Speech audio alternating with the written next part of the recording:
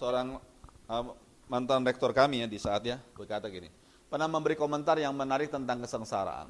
Perbedaan antara kesengsaraan besar dan kesengsaraan hanyalah pada taraf kehebatannya. Perasaan hebat atau tidaknya pada suatu malapetaka sangat bergantung pada tekad, kesiapan hati seseorang, pandangannya, dan pada kekuatan apa ia bersandar. Ya, kalau seorang tuh dari kecil selalu dilindungi ya, selalu kalau ada kesulitan apa-apa orang tuanya datang, orang tuanya yang ngerjain. Ada tantangan apa orang tuanya jadi bemper gitu. Jadi dari kecil nggak dibiasakan menghadapi tantangan. Waktu sudah besar menghadapi kesulitan sedikit langsung sudah nangis dia, langsung sudah wah cengeng dia. Tapi kalau dari kecil anak itu sudah terbiasa menghadapi tantangan. Waktu besar menghadapi tantangan lebih hebat lagi. Dia sudah disiapkan dan dia sudah ulet. Ya. Demikian juga gereja Tuhan. Kalau gereja Tuhan dibiasakan selalu dikatakan jadi orang Kristen pasti aman, pasti sehat, pasti makmur. Jadi orang Kristen yang kuat imannya pasti lancar. Nanti kalau menghadapi tantangan langsung dia sendiri yang ambruk duluan. Kenapa? Nggak dipersiapkan imannya, nggak dipersiapkan hatinya. Ya, terus sekarang jadi ini kita perlu pahami ya. Ya, tadi saya Ibu Diana menghadiri satu pesta ulang tahun daripada salah seorang tokoh Kristen di Semarang ini, saya tidak perlu sebut namanya ya, di hotel Grand Candi ya. Ada satu orang ibu, termasuk orang kaya di Semarang ini, perusahaannya pasti yang punya mobil, apalagi Toyota tahu ya, Nasmoko ya, ya pasti tahu. Nah, sekalian dia diminta untuk kasih semacam renungan singkat. Nah, ibu ini memang dikenal oleh sebagian orang sering memberikan bantuan ya, sering menolong menampung orang-orang anak-anak yang terlantar begitu ya. Nah, pada satu kali dia merasa kecewa karena apa? Suaminya itu kena jantung. Waduh. Karena suaminya kena jantung, dia begitu down. Dia berkata, "Tuhan, udah aku stop saja pelayanan." Saya mulai pikir ya, ini ibu kok suaminya kena sakit jantung kok langsung udah bertekad stop aja pelayanan. Nah, pada waktu dia, suami dan anak itu pergi ke Amerika untuk berobat gitu ya, rupanya Tuhan tegur dia. Ketika di highway itu, wah, dia mengalami kecelakaan. Tapi dia melihat ada semacam figur malaikat yang badannya besar sekali, meluputkan mereka dari bencana itu. Sehingga mereka tetap selamat ya. Setelah kejadian itu dia berkata, "Tuhan ampuni saya sudah salah ngomong tadi. Saya mau kembali pelayanan." Dia punya ruko yang besar ya, ruko besar di MT Haryono dijadikan tempat house of prayer ya, rumah doa dan segala macam. Ya, akhirnya dia kembali lagi pelayanan. Kemudian saya mulai saya ngomong-ngomong sama Bu Diana waktu kita pulang. Kenapa ya orang tuh berkata suaminya kena jantung, sudah bertekad mau tinggalkan pelayanan. Kenapa? Mungkin, saya belum sempat ngomong-ngomong sama dia, tapi mungkin. Karena dia mungkin pernah dikatakan, kalau kamu setia iring Tuhan, kamu akan diberkati terus, diberikan kesehatan terus. Nah, waktu dia mengalami tantangan ini, dia merasa, di mana janji Tuhan? Dia tinggalkan. Bagus, Tuhan halangi dia. Jangan kita mengubah Injil menjadi lebih indah daripada warna aslinya. Kita harus sampaikan orang Kristen bahkan yang setia iring Tuhan menghadapi tantangan, iya. Kita harus ingat akan pohon kelapa, semakin tinggi bertumbuh, semakin menjulang ke langit, semakin besar dan kuat angin yang menerpa dia. Kita harus tekankan hal itu, tetapi pohon kelapa tidak pernah tumbangkan angin. Kenapa? Karena akarnya semakin dalam masuk ke tanah. Akar imannya semakin dalam pada firman Tuhan. Ini kita perlu pahami. Nah, kita perlu ingat hal itu ya. Jadi kita sebagai orang Kristen dari apapun latar belakang kita harus ingat hal ini. Bahwa menjadi Kristen bukan berarti bebas dari tantangan. Melayani Tuhan bukan berarti kita selalu lancar ya. Kita perlu ingat hal ini. Oke, yang berikutnya. sejarah memberitahu kita bahwa memang orang Yahudi pernah mengalami penderitaan yang hebat disebabkan oleh dosa mereka sendiri. Misalnya mereka ditawan, dicerai-beraikan oleh bangsa Assyria, Babilonia dan Romawi pada abad ke-8, 6 Masehi, sebelum Masehi, dan abad pertama Masehi. Tentara Nazi pernah membantai lebih dari 6 juta orang Yahudi pada pertengahan abad 20 Masehi. Ya, pada waktu Perang Dunia itu, ya. 6 juta lebih orang Yahudi mati, ya, karena kamp konsentrasinya Nazi itu, ya. Oke. Namun gereja Tuhan mengalami aniaya yang lebih hebat ketimbang orang Yahudi di berbagai daerah dan negara. Sejak kenaikan Yesus ke surga sampai saat Rasul Yohanes menuliskan kitab Wahyu tahun 90-an Masehi, hampir semua gereja Tuhan yang berada di kekuasaan Romawi mengalami aniaya, baik yang datangnya dari pihak golongan Yahudi maupun dari bangsa lainnya.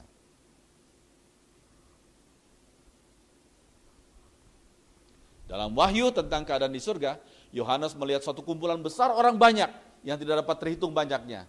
Dari segala bangsa, suku, kaum, dan bahasa. Berdiri di hadapan tahta dan di hadapan anak domba. Memakai jubah putih dan memegang daun-daun palem di tangan mereka. Mereka adalah orang-orang yang keluar dari kesusahan, klipsis besar, dan telah mencuci jubah mereka dan membuatnya putih dalam darah anak domba. Ya, ini satu penglihatan yang Yohanes lihat. Mereka adalah orang-orang yang mati martir bagi Kristus. Ya. Oke. Jiwa para martir itu berseru dengan suara nyaring memohon keadilan dari Tuhan. Berapa lama lagi ya penguasa yang kudus dan benar? Engkau tidak menghakimi dan tidak membalaskan darah kami kepada mereka yang diam di bumi. Ya, dari ayat ini kita sudah tahu loh. Nggak ada arwah yang penasaran. Kalau ini yang dibantai, yang mati martir itu, mereka setelah mati, mereka arwah-arwah itu datang. Yang mana? Yang membantai kami. Kemudian yang bantai itu diganggu sama arwah-arwah itu. Ya, itu kepercayaan orang dunia. Jangan lupa loh, waktu Habel dibunuh sama Kain, anak-anaknya Adam tuh ya. Lalu darahnya Habel bagaimana? Nyawanya Habel gimana? Penasaran? Ganggu si Kain? Tidak. Darahnya si Habel, nyawanya si Habel tuh mengadu kepada Tuhan Sang Pencipta. Tuhan, tegakkanlah keadilan. Aku dibunuh oleh saudaraku sendiri. Jadi ini suatu hal yang penting ya. Jadi ini para martir juga tidak arwah mereka tidak gentayangan, tidak, tapi mereka meminta Tuhan menyatakan keadilannya kepada orang-orang yang membunuh mereka. Gitu ya. Ini suatu hal yang kita perlu paham. Dan kepada mereka masing-masing diberikan selai jubah putih dan kepada mereka dikatakan bahwa mereka harus beristirahat sedikit waktu lagi hingga genap jumlah kawan-kawan pelayan dan saudara mereka yang akan dibunuh sama seperti mereka. Sedikit waktu lagi, berapa lama? Nggak tahu ya. Hanya Tuhan yang tahu. Oke. Tuhan tidak pernah berjanji bahwa gereja Tuhan akan diluputkan dari kesengsaraan. Tribulation sudah, sedang, dan akan terjadi bagi gereja Tuhan. Jadi saudara, kalau saudara sebagai anggota gereja daripada Syria, Irak yang belum lama mengalami aniaya daripada ISIS, mungkin orang-orang gereja itu berkata, wah, kiamat sudah datang.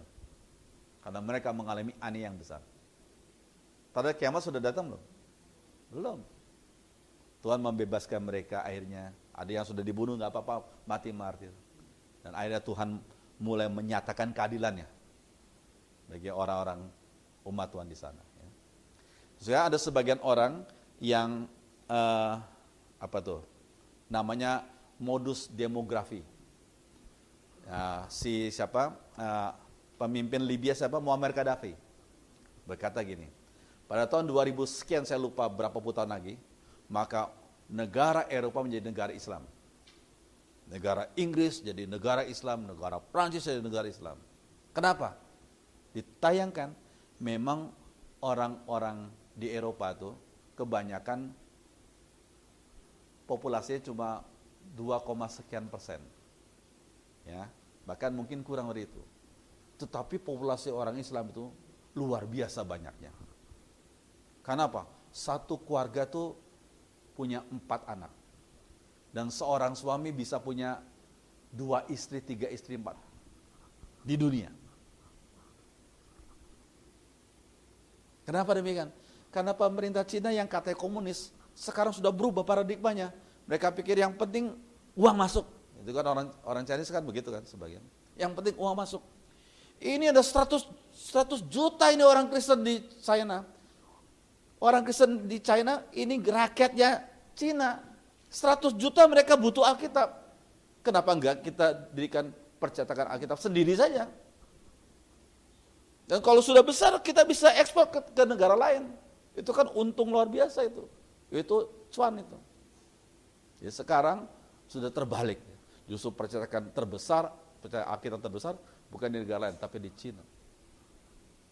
Ya ini suatu hal yang luar biasa, berubah sekali ya. Nah, oke. Ya, mengapa demikian? Karena tidak ada satu kuasa pun yang bisa memisahkan umat Tuhan dari kasih Kristus. Baik itu penindasan, telipsis, kesesakan, penganiayaan, kelaparan, ketelanjangan, bahaya atau pedang, Kristus Yesus menjadi pembela umatnya. Amin. Yesus Kristus menjadi pembela umatnya. Benarlah seperti yang dikatakan oleh Rasul Paulus. Kita baca sama-sama. 1, 2, 3. Dalam segala hal kami ditindas, telipsis, namun tidak terjepit. Kami habis akal, namun tidak putus asa. Kami dianiaya, namun tidak ditinggalkan sendirian. Kami dihempaskan, namun tidak binasa. Luar biasa ya. Ini namanya teologi ketangguhan. Jadi orang Kristen bukannya teologi kemakmuran. Jadi Kristen pasti sehat, pasti makmur. Tidak, itu kita tidak memihak itu. Orang Kristen juga bukan teologi penderitaan. Jadi orang Kristen pasti menderita, pasti miskin. Juga kita tidak memihak. Tetapi kita memihak pada satu teologi namanya teologi ketangguhan. Kalau engkau diizinkan Tuhan mengalami kesulitan tantangan, tangguhlah imanmu.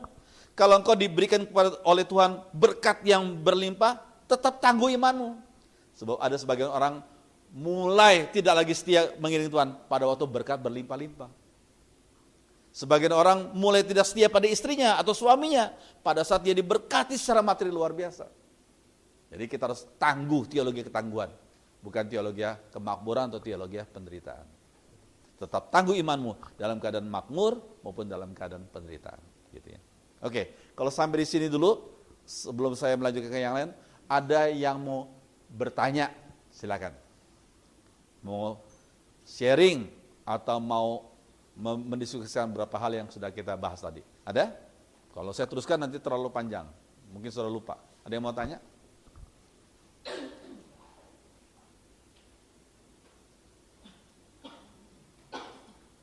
Ada yang mau tanya?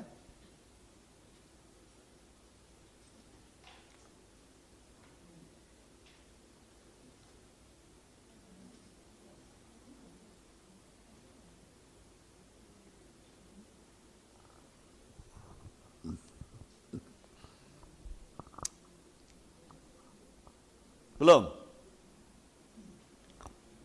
Kalau belum ya kita teruskan. Ya ini Christian children beheaded, dipotong kepalanya. Anak-anak Kristen dipotong kepalanya. ISIS terrorists in Iraq committing genocide. Genocide itu apa? Pembasmian satu kelompok. Jadi bukan membunuh satu-satu, tapi satu kelompok dibasmi. Ya. Ini sudah terjadi dan rencana mereka ya ternyata nggak berhasil ya. Ini gereja Tuhan yang dirusak ya. Yang dirusak. Ada banyak gambar lagi, sudah bisa buka internet ya. Oke, contoh aja ini.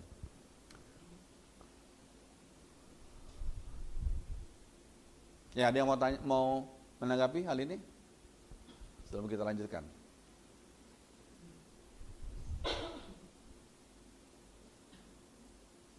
Baik. Oke, sekarang kita masuk ke dalam yang namanya Harmagedon. Siapa yang pernah nonton film Harmagedon? Ada yang pernah nonton film Harmagedon? Belum lama kan ada film Harmagedon. Tahun lalu atau apa? Ada? Belum pernah nonton Harmagedon. Oke, kita buka dulu ya dalam Wahyu pasal 16 ya.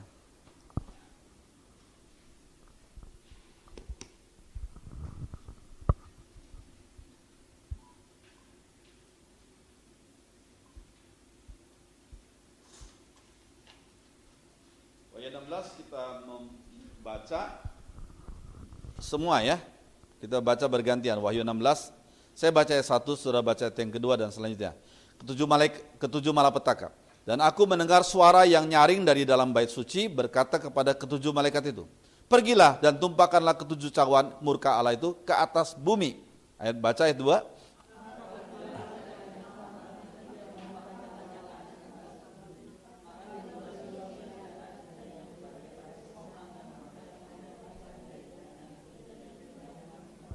Dan malaikat yang kedua menumpahkan cawannya ke atas laut, maka airnya menjadi darah, seperti darah orang mati, dan matilah segala yang bernyawa, yang hidup di dalam laut. Ayat yang keempat.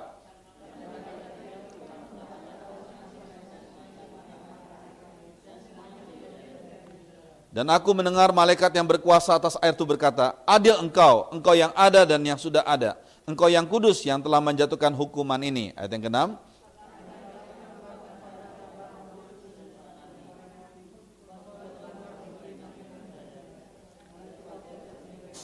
Dan aku mendengar mezbah itu berkata, ya Tuhan Allah yang Maha Kuasa, benar dan adil segala penghakimanmu. Ayat yang ke-8.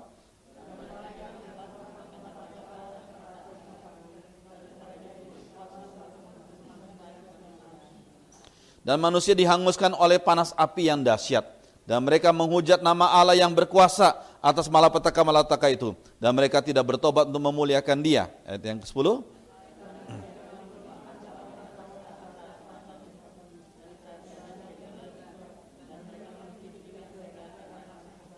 Dan mereka menghujat Allah yang di surga karena kesakitan dan karena bisul mereka. Tapi mereka tidak bertobat dari perbuatan-perbuatan mereka. Ayat yang 12.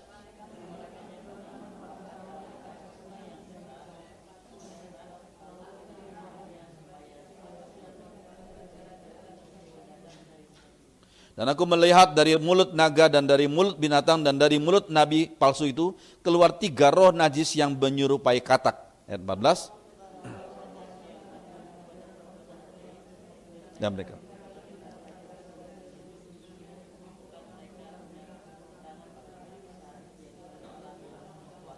Lihatlah aku datang seperti pencuri. Berbahagialah dia yang berjaga-jaga dan yang memperhatikan pakaiannya, supaya ia jangan berjalan dengan telanjang dan jangan kelihatan kemaluannya. Ayat 16. Harmagedon.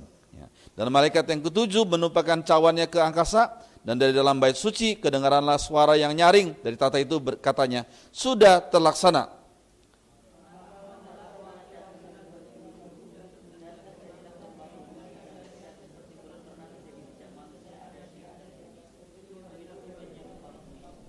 Ya, kita sampai situ dulu ya.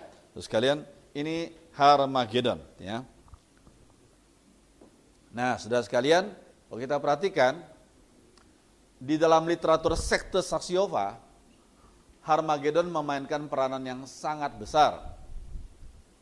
Ini adalah salah satu ciri daripada sekte, yakni mereka senang menonjolkan hal-hal yang dalam Alkitab jarang disebutkan. Yang jarang disebutkan ditonjolkan, diekspos. Ya. Itu ciri khas daripada sekte. Nama Harmagedon hanya disebut 1 kali dalam Alkitab. Ini Wahyu 16 ayat 16. Jadi jangan kalau cuma 1 kali 1 ayat itu jangan diekspos. Kalau ditekankan akhirnya jadi sekte nantinya. Ajaran dalam hermeneutik ilmu tafsir Alkitab, doktrin yang penting itu didukung oleh ratusan ayat. Kalau cuma 1 ayat berarti itu nggak penting, gitu loh. Tapi sekte itu justru yang nggak penting ini diekspos. Akhirnya ditafsirkan macam-macam, akhirnya keliru gitu. Ya. Nah, jadi sebenarnya topik ini bukanlah hal yang patut ditonjolkan. Untuk memahaminya, mari kita pelajari lebih dalam lagi, ya, supaya saudara mengerti ya. Charles C. Ryrie, seorang teolog primil seperti yang orang gembar-gembor tentang akhir zaman, memaparkan peperangan Harmagedon sebagai berikut. Sebelum pertengahan masa sengsara besar 3,5 tahun pertama, si antikris pemimpin dari barat yang masih setia pada perjanjian dengan Israel menyerang dan menaklukkan Mesir. Ya, namun pada saat yang sama, tentara Rusia dari utara akan menyerbu Palestina. Nah, ini saudara sekalian, Dia ini nulis ini pada tahun 1980. Waktu itu masih ada Uni Soviet. Ya. Masih ada MEE, Masyarakat Ekonomi Eropa, ya. Terus kemudian ketika situasinya terasa tidak ada harapan lagi bagi si antikris dan Israel, maka Allah akan bertindak secara supranatural untuk menghancurkan tentara Rusia tersebut. Ya. Jadi semangat politik anti Rusia dimasukkan dalam teologi gitu. Ngerti ya? Sehingga dalam teologi pun orang yang baca ini seperti udah membenci orang Rusia gitu. Dan orang Amerika pasti dibela. Itu yang terjadi. Kemudian, namun kehancuran Rusia itu malah memberi keleluasan bagi si antikris untuk melanggar perjanjiannya dengan Israel. Dia akan memposisikan dirinya untuk disembah dan berusaha untuk menaklukkan bumi. Namun ketika si antikris memulai rencana itu, bangsa-bangsa di timur akan bersatu dan berusaha untuk menghentikannya. Mereka berjalan menuju Palestina. Cawan hukuman ke-6 akan mengeringkan sungai Efrat sehingga mempercepat perjalanan mereka ke tanah perjanjian. Jadi sekali lagi saudara sekalian, orang primil, orang yang gembar-gembar itu sangat-sangat mementingkan tanah Israel tuh.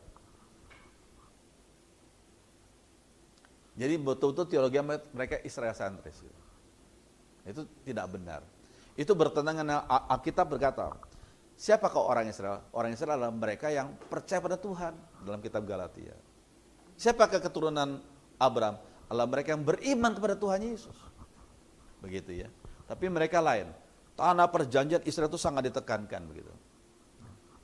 Kemudian sementara itu pada saat yang sama si antikris menanamkan kuasanya secara kuat di Palestina sebagai seorang pemimpin agama dan politis. Tempat pertempuran antara pasukan timur dan barat tersebut di dataran Esdraelon, daerah sekitar pegunungan Megiddo. Peperangan tersebut disebut Harmagedon. Har itu artinya gunung. Nah ini Esdraelon di sini. Ya. Ini laut, ini Danau Galilea, Esdraelon di sini. Ya. Kami waktu pergi ke Israel melihat lembah Esdrael, lembah itu dari Gunung Tabor. Di situ ada chapel di mana mengingat Yesus dimuliakan di situ, ya. Dan dari bukit itu, dari bukit Tabor itu, kami lihat ke bawah ada lembah Esdraelon. Yang mereka percayai bahwa itu akan terjadi Harmagedon di situ. Ya, lembah Esdraelon. Ya, oke. Nah ini dilihat dari Gunung Tabor. Ini lembah Esdraelon. Mereka percaya waktu itu nanti akan perang Harmagedon di sini. Ya, perang Harmagedon di sini. Oke. Dataran ini letaknya sekitar 20 mil sebelah tenggara dari Haifa. Ya, kota Haifa tuh bagus, indah sekali ya. Ya. Dan luasnya sekarang adalah luasnya itu loh. Harmagedon 20 kali 14 mil. Kalau dikali 1 mil itu 1,6 kilo berarti 32 kali 22,4 kilometer. 32 kilometer dari mana ke mana ya? Dari sini ke Ungaran. Nah itu 32 kilometer. Kali 22,4 kilometer. Ya kira-kira begitu gambarannya. Menurut Rairi, pada akhir dari sengsara besar, banyak dari topografi bumi akan berubah. Meskipun pertempuran berpusat di Megiddo, tapi akan meluas sampai 15 mil ke arah Yerusalem. Itu kata Rairi. Ya. Di tengah-tengah pertempuran tersebut, Tuhan Yesus akan kembali dan bala tentara surgawinya akan menaklukkan tentara bumi. Pada waktu itu terjadi pembunuhan besar-besaran. Ya. Oke. Hasilnya sudah jelas, binatang itu si antikris akan ditaklukkan dan tentaranya ditangkap. Nah ini saudara sekalian, kalau kita perhatikan ya, ini tafsiran seperti gini, menekankan bahwa si antikris akan datang. Bukan sudah datang. Antikris belum ada, tapi nanti akan ada. Betul nggak saudara? Kalau kita lihat firman Tuhan, kalau kita baca firman Tuhan, antikris sudah ada atau belum ada? Sejak abad pertama sudah ada antikris. Ajaran yang menentang Injil itu antikris, itu jiwa antikris. Tapi ini pengajaran tafsiran Rairi tidak. Antikris nanti menjelang kiamat. Gitu. Ia dan nabi palsu akan dilemparkan ke dalam lautan api untuk mengalami hukuman kekal. Dengan demikian selesailah masa kesesaran 7 tahun itu. Ya, oke.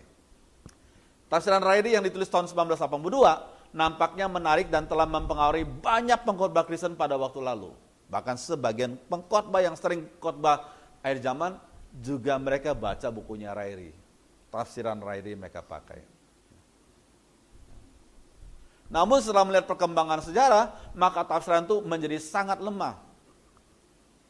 Misalnya, sekarang ini Uni Soviet tidak ada lagi. Negara yang pernah besar dan menjadi negara adidaya waktu lalu itu sekarang telah terpecah-pecah menjadi negara Rusia dan beberapa negara kecil lainnya. Ya. Terus, selain itu Rairi menafsirkan bahwa si antikris adalah dari barat.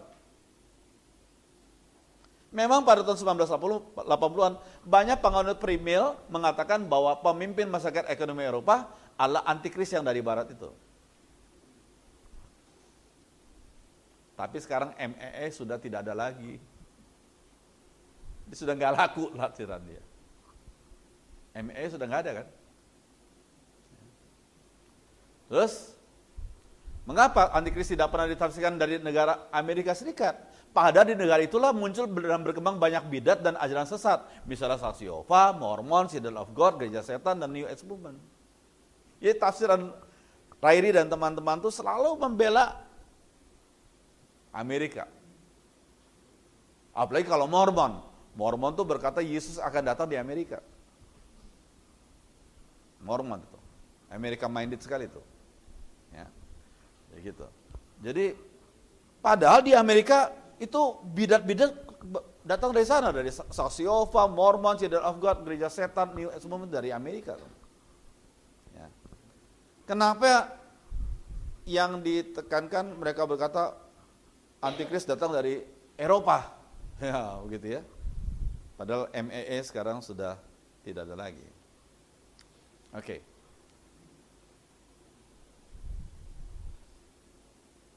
Ya, baru minggu kemarin kan ada Mauricio Rulo datang tuh. Tahu, ada yang datang nggak? Dia khotbah di mana? Di gereja sebelah ya besar itu. Saya lihat gitu, saya bilang, aduh, ini orang terkenal sedunia tapi ajarannya ngawur ya. Mauricio Rulo yang berkata barcode adalah 666. Barcode tuh loh. Beli barang di Indomaret kan pakai barcode. Itu pertama muncul disebut sebagai 666. Laku nggak? Ajaran laku nggak? Waktu itu luar biasa orang takut pakai barcode. Tapi sekarang tafsirannya ngawur ya. Coba beli barang di Indomaret, pasti pakai barcode. Betul nggak? Itu bukan 666. Ya. Itu saya waktu ngeliat gitu saya ketawa saja. Ini orang yang datang nggak ngerti ya. Oke. Terus berikutnya, selain itu ada beberapa kelemahan lain dari tafsiran Rairi. Bagaimana dataran Esdraelon yang luasnya hanya 20 kali 14 mil, 32 kali 22,4 kilometer itu dapat menampung semua tentara dari timur dan barat yang bertempur. Mau gimana caranya? Ya. Uyel-uyelan gitu.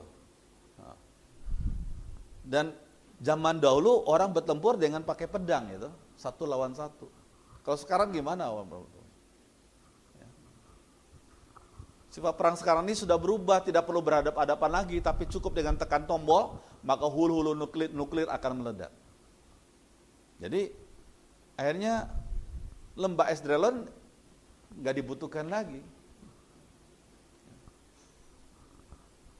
Tentara surgawi adalah para malaikat yang bereksistensi roh. Mereka tidak perlu berperang dengan tentara manusia yang bereksistensi fisik, bukan tandingannya. Roh kok lawan fisik, nggak mungkin. Malaikat Tuhan berperang dengan iblis dan roh-roh jahat. Ya. Tentara Asyur yang berjumlah 185.000 orang itu dibunuh dalam waktu satu malam saja oleh satu malaikat Tuhan yang sangat kuat. Bayangkan tuh, satu malam saja mati 185.000. Jadi kalau orang Kristennya kalau berdoa, Tuhan lindungi anakku ini dengan malaikat-malaikatmu, itu namanya lebay ya. Kok serakah banget sih satu orang diminta dilindungi beberapa malaikat. Bahkan ada orang lebih lebay lagi. Biarlah pasukan malaikat mau melindungi anakku. Waduh, serakah banget sih ya. Harus lihat firman, satu malaikat bisa bunuh 185.000 tentara Midian pada malam. Jadi orang Kristen, anak Tuhan dilindungi oleh satu malaikat, satu orang ya satu malaikat. Cukup sudah. Ya. Sekali ini kita perlu pahami ya. Nah sebenarnya konteks Wahyu 16 Allah berbicara tentang penumpahan ketujuh cawan murka Allah ke atas penduduk bumi yang berdosa ini. Sebagian tulah itu sebenarnya memiliki kemiripan dengan apa yang telah ditimpakan Allah kepada Mesir. Ada barah, ada air jadi darah, gelap gulita, hujan es, dan berikutnya. Dalam kitab Keluaran, Allah melalui berbagai tulah yang dijatuhkannya, menyatakan diri lebih kuat dibanding Firaun dan para dewa yang disembahnya.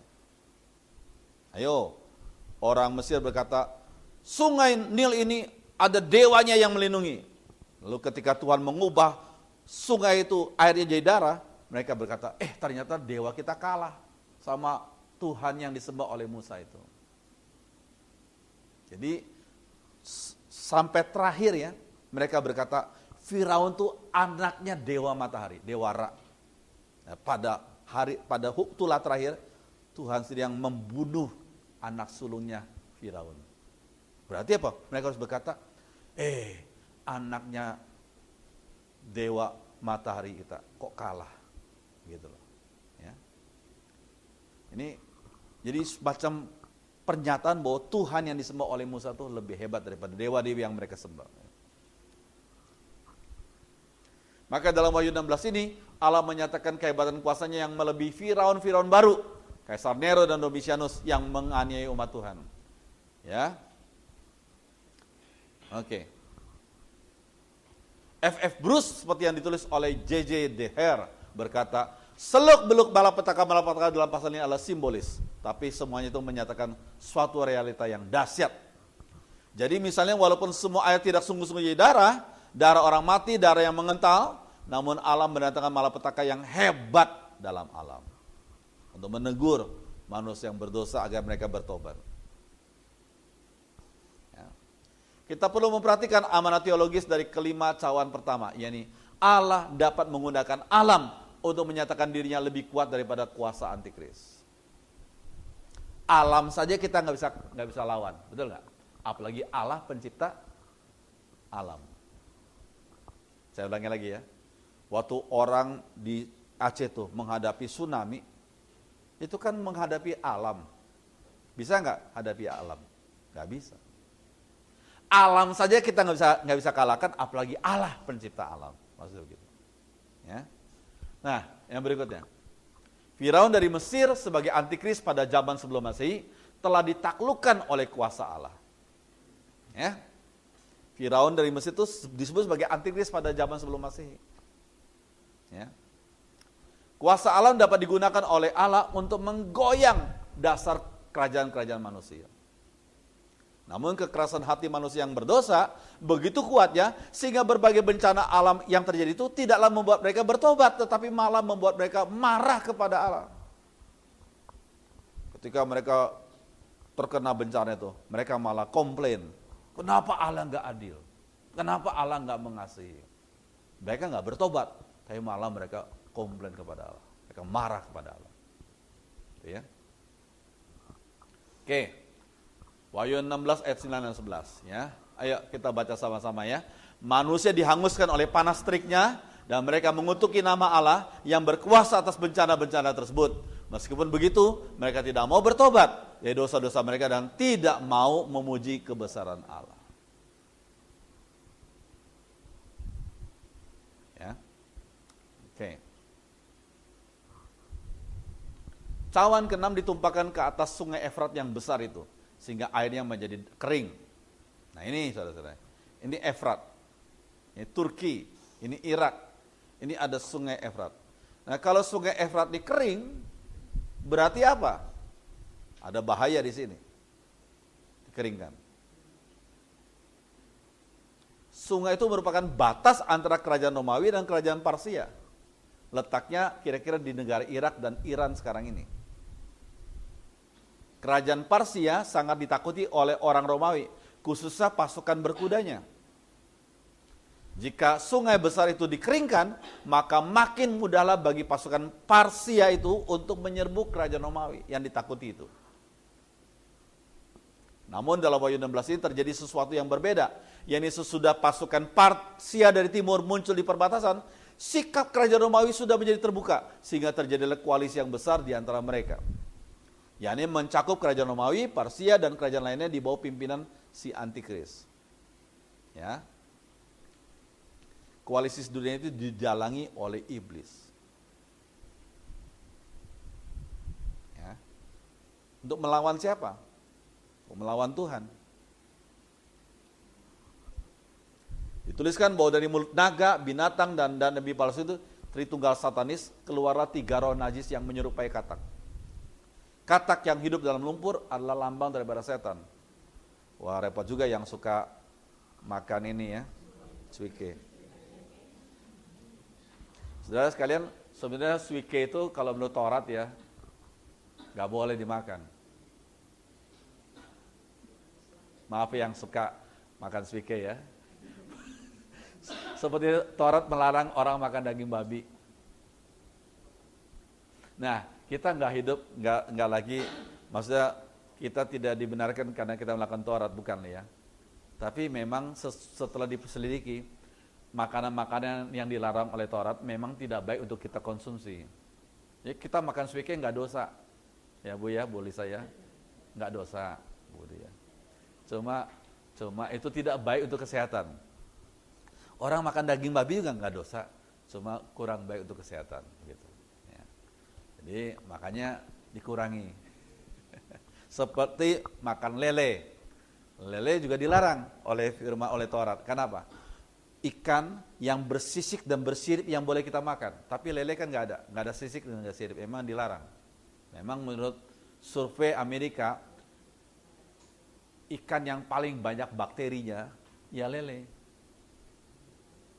Ya, orang piara lele kan di mana nggak tahu ya, di septic tank juga bisa gitu ya, dan cepat dia besar gitu. Nah, saya ngomong gini di STBI, dan di STBI waktu itu nggak tahu sekarang. Waduh, sering makan ikan lele, seminggu sekali ya. Jadi mungkin perlu dikasih tahu mbak dapurnya supaya jangan sering-sering ya.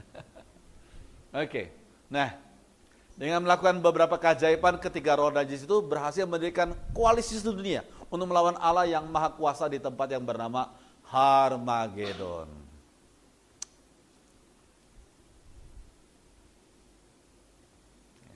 Harmagedon tidaklah terdapat dalam peta dunia, karena kata itu bukanlah nama geografis, tetapi nama yang menandai peristiwa penting di sejarah perjanjian Allah. Ya, tidak ada dalam peta dunia Harmagedon. Yang ada coba lembah Esdraelon. Ya tadi ya. Berasal dari bahasa Ibrani Har-Magedon. Berarti gunung Megido. Yang menunjuk pada gunung Karmel yang kakinya terbentang dataran atau lembah Megido di Esdraelon. Sebagai latar belakangnya adalah gunung Tabor dan Karmel yang tadi saya sebutkan tadi ya. Daerah ini merupakan bagian jalan raya dari Mesir ke Damaskus, juga menjadi persimpangan ke Eropa, Timur Tengah, Afrika, dan daerah timur jauh. Ya. Nah, sejak zaman kuno sampai zaman Napoleon, daerah tersebut sering dipakai sebagai tempat pertempuran besar. Barak dan Deborah mengalahkan Sisera dan kereta kudanya di tempat itu. Ya, di lembah Megido itu. Raja Asia yang fasik mati di sana, di lembah Megido itu. Raja Yosia yang baik dibunuh oleh Firaun Neko di tempat itu pula. Ya, ada orang-orang yang tercatat dalam sejarah, ya, ada ada fakta sejarah di sana, historical di sana ya. Tragedi itu selalu dikenang oleh orang-orang Israel, yaitu di lembah Megiddo. Ya.